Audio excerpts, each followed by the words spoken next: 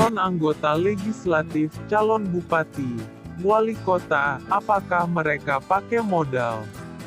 Sudah pasti, mau jadi anggota dewan, yang gak punya duit cukup siapin kopi, kadang 10-20 ngasih uang bensin kepada tim sesnya.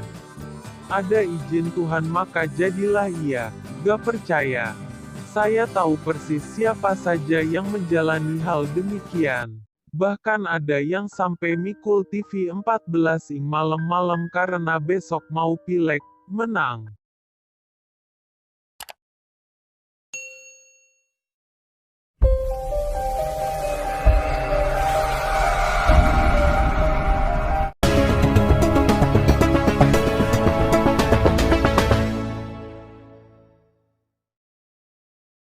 Itulah pengorbanan. Karena duit gak banyak, maka dia relakan juga yang ada di rumah untuk dijual. Ada yang banyak duit, dia sibuk tiap hari ngasih sumbangan, dia ACC proposal tiap minggu, dia kunjungan kampanye pulangnya bagi amplop. Ini yang kebanyakan terjadi, dinamika yang terus berkembang.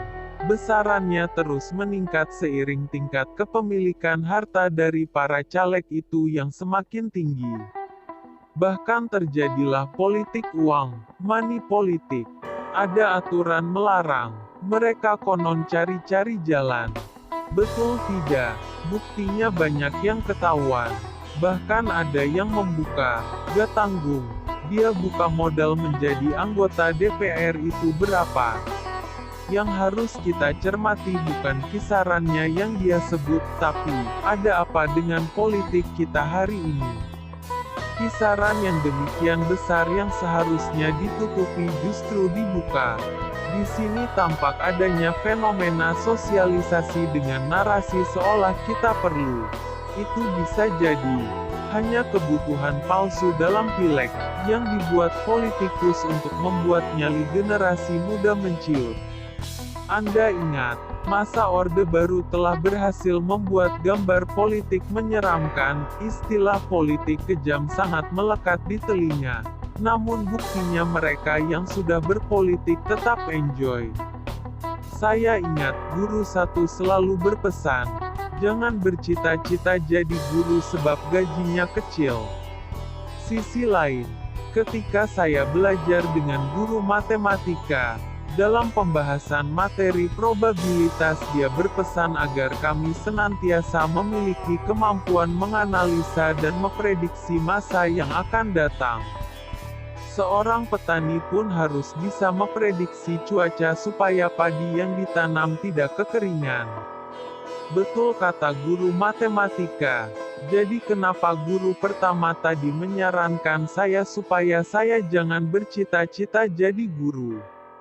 Karena dia nyaman dan dia tidak banyak saingan. Toh sekarang gaji guru justru mendapat prioritas.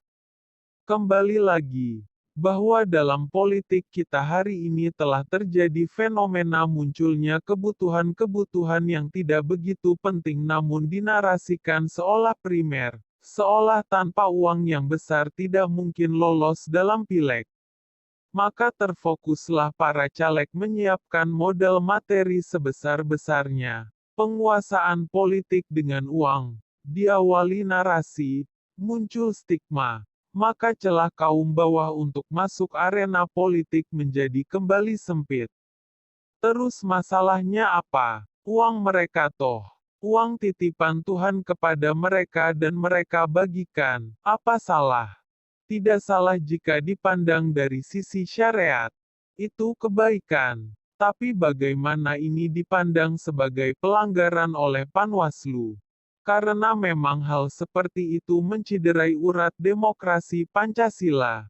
Pemilih dengan keadaan kesulitan ekonomi bisa hilang objektivitasnya. Sesuai arahan yang ngasih duit maka siapapun calonnya akan dia coblos, komunikasi saja belum. Ketemu aja belum dengan si calon. Misinya aja gak tahu, kok bisa dicoblos.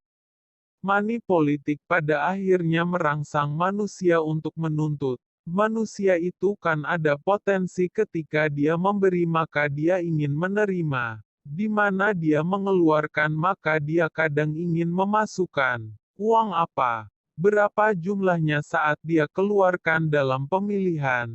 Ini harus bisa pulih. Zaman duit, katanya. Ada stigma negatif, kalau gak punya duit jangan nyalek. Jangan nyabuk. Karena, katanya percuma, uang recehan yang kita punya habis, sementara kita akan kalah. Ya demikian dinamika dan fenomenanya. Ada standar pengeluaran yang dibolehkan. Karena memang sekecil apapun kalau jadi calon pasti butuh dana. Mau kampanye ke kampung tetangga, masa jalan kaki. Kan pakai bensin, masa yang ngumpul gak dikasih kopi. Kasihlah dia kopi segelas, satu gelas Rp3.000 kali 10 orang, 30.000.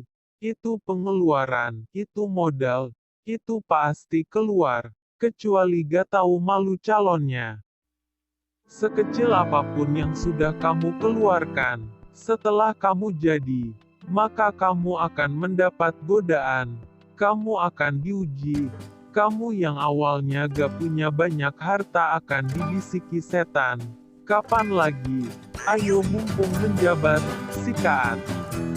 Kamu yang keluar modal besar, apalagi? Ayo, cari peluang.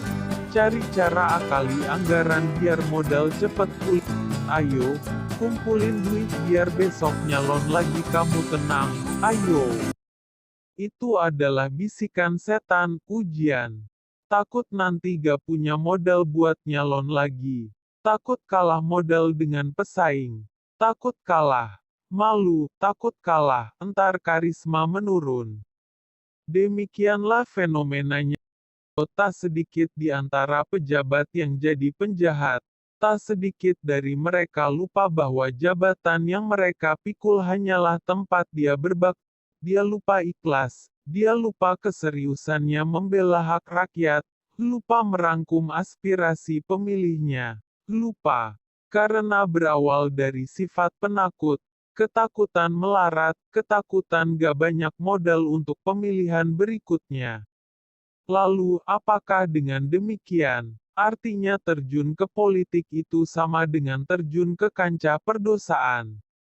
Oh tentu tidak. Pendosa itu bukan saja di arena politik, dimanapun, apapun profesimu berpotensi menjerumuskanmu ke dalam dosa. Sebut saja pekerja kasar. Ketika dia menggerutu, mengeluh kepada Tuhan karena capek. Curi-curi kesempatan dari mandor untuk istirahat seenaknya. Dia sudah tak serius menjalankan profesinya maka dia ingkar dari jalan baktinya. Sebagai politikus pun tentu saja demikian halnya. Sudah lupa tugas, lalai kewajibannya sebagai pelayan masyarakat. Fokus pada pengumpulan kekayaan dengan tujuan tak bagus, maka jelaslah dia ingkar. Dia keluar dari rel. Dia membeklot dari baktinya kepada Tuhan. Politisi tampak demikian. Meski di antaranya juga pasti banyak yang soleh. Bahkan mungkin banyak para wakil rakyat atau pejabat publik yang jadi kekasih Tuhan.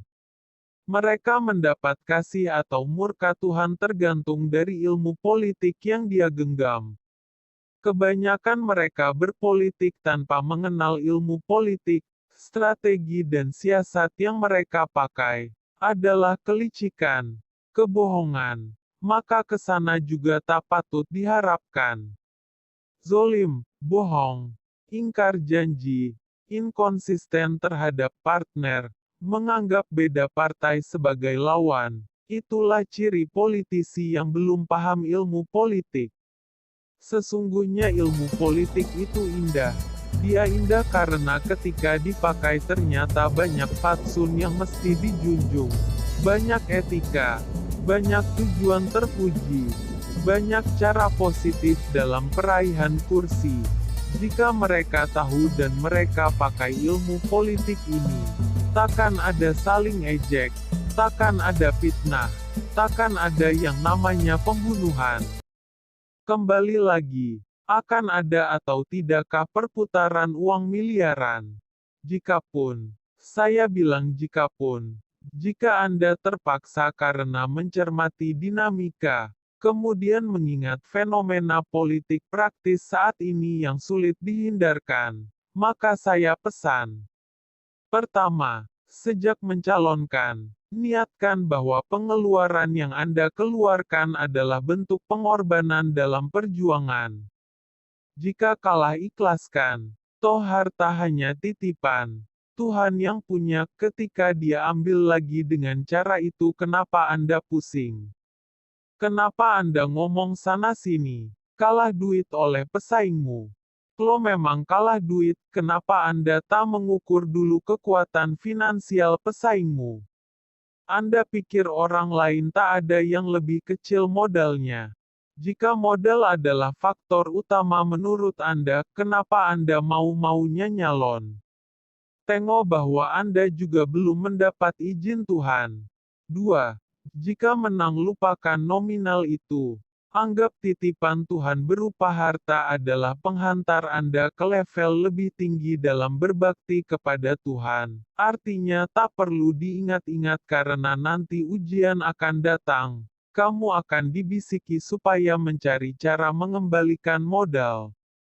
Serahkan saja urusan kekayaanmu pada Tuhan. Tak perlu takut gak punya modal besar buat nanti nyalon lagi. Jika Anda kuat, kelebihan harta yang Anda dapat atas jabatan itu jadikanlah kesempatan untuk lebih banyak menyumbang. Jika perlu gaji Anda pun sumbangkan. Anda juga kan belum tentu maksimal dalam menjalankan tupoksi. Masa gak malu dapat gaji full? Ikhlas kuncinya. Bagaimana bisa? Prosesnya tak cepat, tak mudah.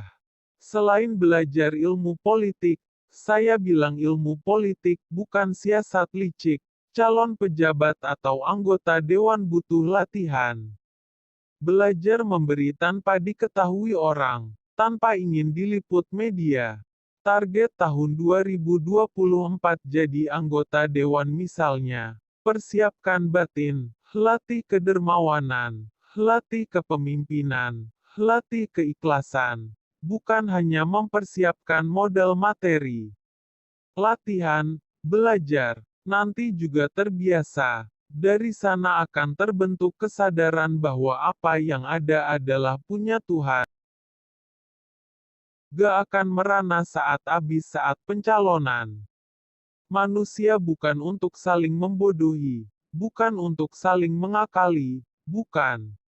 Bukan untuk saling menzolimi, tidak boleh saling menyakiti. Maka diperankanlah manusia itu dengan berbagai macam peran. Ada yang jadi presiden, menteri, bupati, RT, tukang parkir, aktivis ahli bangunan, pendidik PNS, anggota dewan, olahragawan, pengusaha. Ada yang memang sudah digariskan oleh Tuhan, ada yang memang merupakan keputusan manusia itu sendiri untuk memilih nasibnya. Semuanya itu adalah tempat berbakti bagi mereka yang menjalani profesinya itu. Bagaimana nilai baktinya itu bisa diraih? Yaitu ketika dia menjalankan profesinya dengan serius, dengan sepenuh hati, dengan ikhlas. Tukang kuli pikul harus ikhlas dengan capeknya. Sadari bahwa dia dianugerahi fisik dan tenaga yang baik untuk dia jadikan modal berbakti kepada Tuhan. Ikhlas, malam dia tidur. Esoknya seger lagi. Berangkat lagi kuli mikul. Ikhlas, nanti uangnya buat anak istri. Berkah. Yang jadi pejabat juga ikhlas. Kepintaran, kecerdasan, wibawa adalah titipan Tuhan. Manfaatkan untuk berbakti kepada Tuhan dengan cara menolong rakyat dengan ikhlas. Harus ikhlas jam istirahatnya terganggu telepon warga. Harus ikhlas pembangunan banyak tapi gak ada yang ngasih hadiah. Ikhlas mendapat cacian dari orang yang ingin menjatuhkannya. Ikhlas modal perang gak pulih.